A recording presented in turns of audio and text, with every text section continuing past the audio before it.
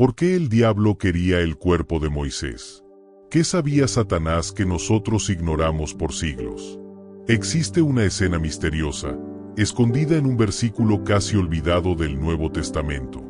Un conflicto tan intenso que no fue entre hombres, ni ejércitos, sino entre el arcángel Miguel y el diablo, por un cadáver. Sí, por el cuerpo de Moisés.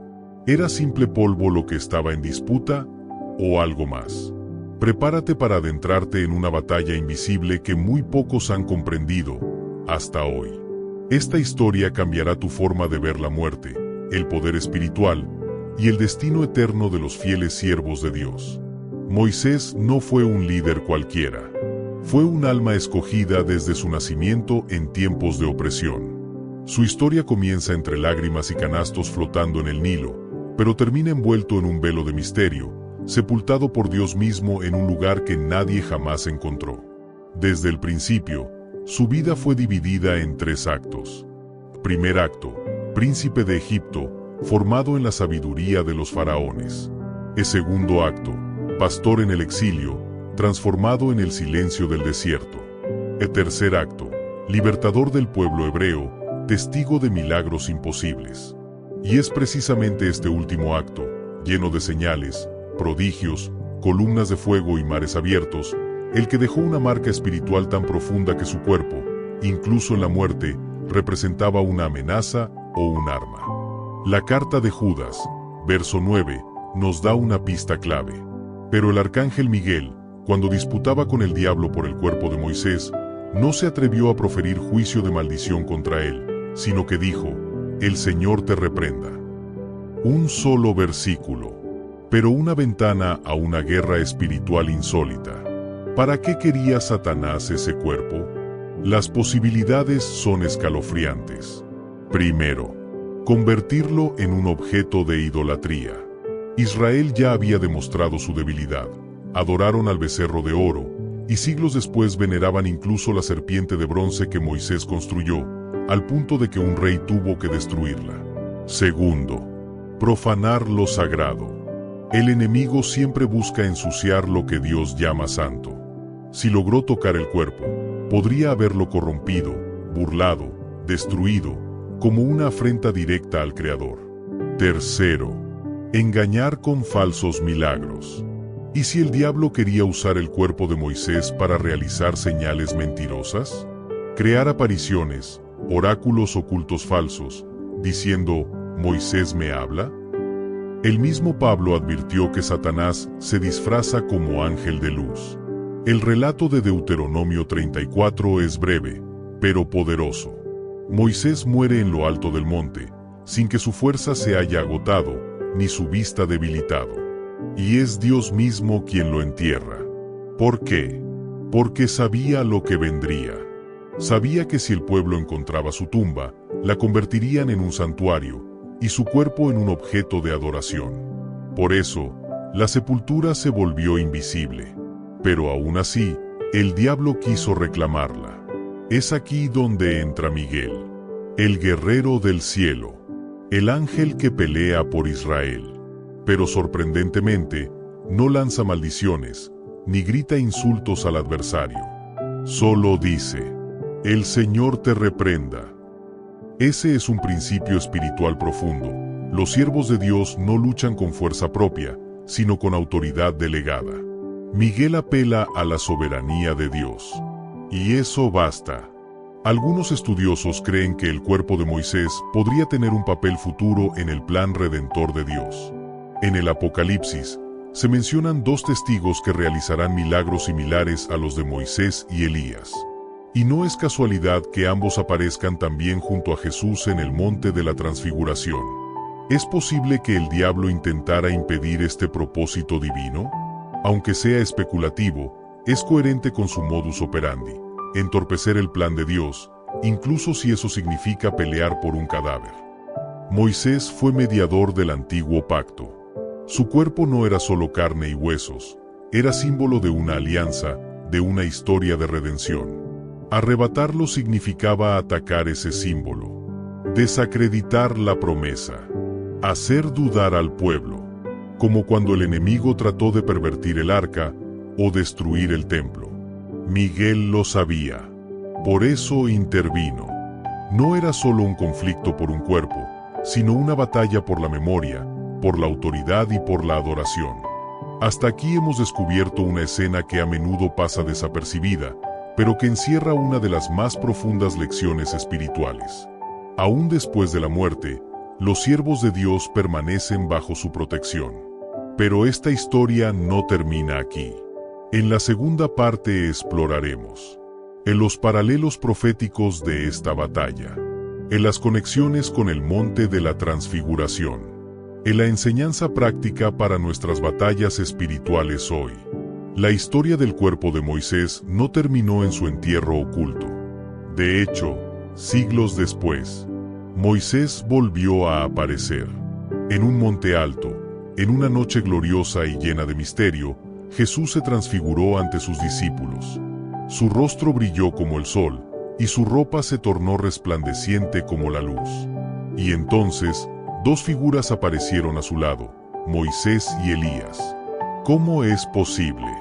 El cuerpo de Moisés, el mismo que fue disputado por el diablo y defendido por Miguel, ahora estaba allí, vivo, consciente, glorificado. Esto nos revela algo asombroso. El enemigo no logró su objetivo. Moisés no fue deshonrado, ni convertido en ídolo, ni instrumento de engaño. Fue preservado por Dios, para su gloria. La escena de la transfiguración no es solo poderosa por su manifestación visual. Es proféticamente perfecta. Moisés representa la ley, Elías representa a los profetas, Jesús es el cumplimiento de ambos, el Mesías. Allí, frente a Pedro, Jacobo y Juan, se encuentra la totalidad de la revelación bíblica personificada. Lucas nos dice que hablaban con Jesús acerca de su éxodo. Sí, usa esa palabra, es decir, su partida, su sacrificio en Jerusalén.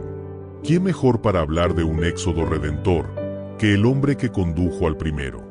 El arcángel Miguel aparece pocas veces en la Biblia, pero siempre en momentos clave. En Daniel, luchando contra el príncipe de Persia. En el Apocalipsis, librando guerra en los cielos contra el dragón.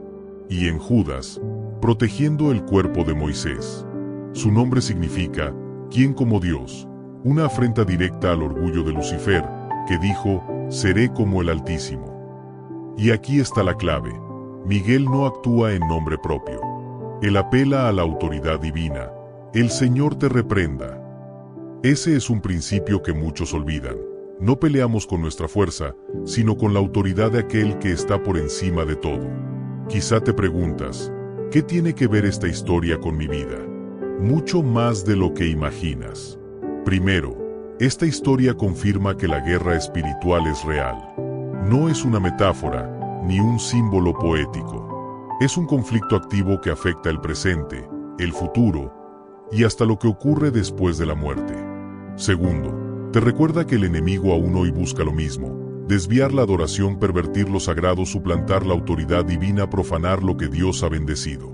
Tercero, si el cuerpo de Moisés mereció la intervención de un arcángel, ¿cuánto más valor tienes tú, que has sido redimido con la sangre del Cordero? En muchas culturas antiguas, el cuerpo era visto como un cascarón inútil. Pero no así en la Biblia. El cuerpo humano, incluso después de la muerte, conserva su dignidad porque fue creado a imagen de Dios. Moisés no fue simplemente dejado ir al polvo. Fue enterrado por el mismo Dios. Y la historia no acaba en la tumba. Pablo lo dijo claramente: el Señor mismo descenderá del cielo, con voz de arcángel, y los muertos en Cristo resucitarán primero. 1 Tesalonicenses 4:16. El mismo Miguel que defendió el cuerpo de Moisés, ¿será también quien suene la trompeta final? Esta batalla no fue solo por huesos. Fue por el legado de un hombre. El diablo no teme a cuerpos muertos. Teme a los recuerdos vivos, a la influencia, a la historia, a los ejemplos que perduran. Si podía arrebatar el cuerpo de Moisés, podía alterar la narrativa. Podía sembrar confusión, idolatría, o incluso borrar la memoria de aquel que fue amigo de Dios. Y eso sigue ocurriendo hoy.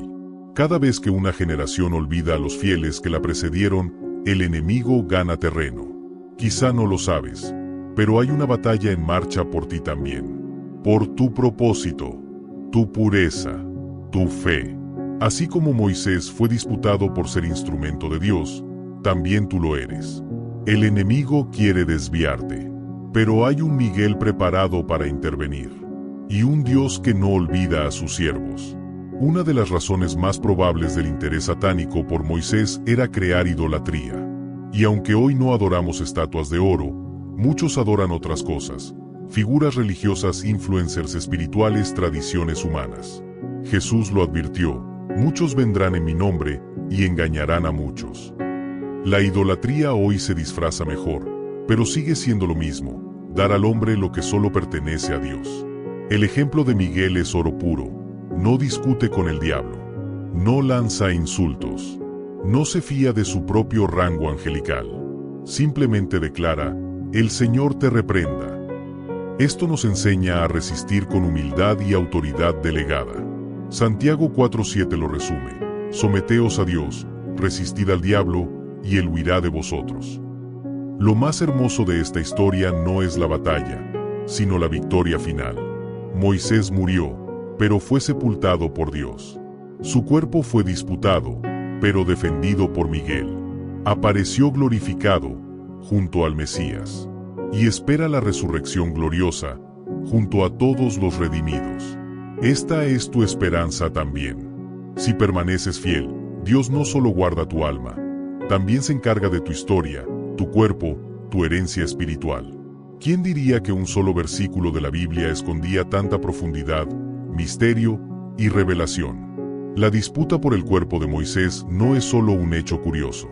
Es una advertencia, una promesa y una ventana a la eternidad.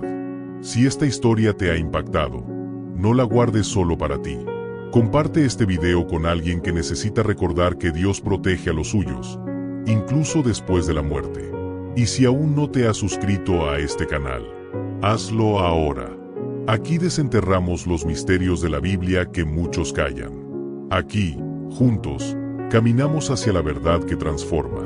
Nos vemos en el próximo estudio bíblico. Que el Señor te bendiga y te guarde, y que, como Moisés, vivas y mueras bajo la mirada amorosa de Dios.